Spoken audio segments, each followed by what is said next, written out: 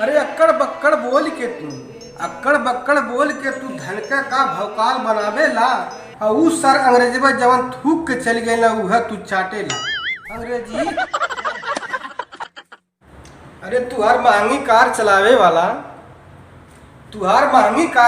वाला अक्सर पैदल घर जाला, करोड़न का रखवाली करे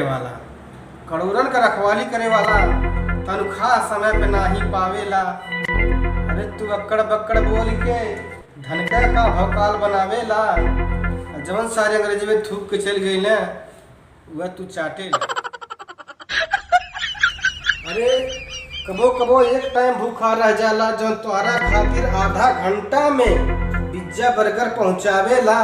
अब बारिश से छत वही के टपकाला जौन तोहरा खातिर बड़हन बड़हन बिल्डिंग बनावेला। अरे तू अक्कड़ बक्कड़ बोल के धनका का भौकाल बनावेला, जवन सारे अंग्रेजी में थूक के चल गए वह तू अंग्रेजी में चाटेला। तो भाई गोड़ लगा तनी प्रणाम करते हैं रघुआ लोगन के। अगर जो हम कोनो कॉमेडी वीडियो बनावा तनी भाई, अगर केहू के दिल पे ठेस लगत बा तो भाई अपन छोट भाई समझ के माफ करी सबे हमके।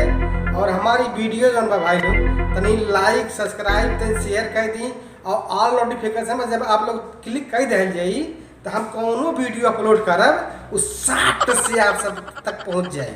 अच्छा तो भाई लोग नमस्कार, अपन छोट भाई जान के तन क्षमा करी माफ करी। जय हिंद जय भारत, गोरखपुरिया भाई गोरखपुरिया भगत, जय हो।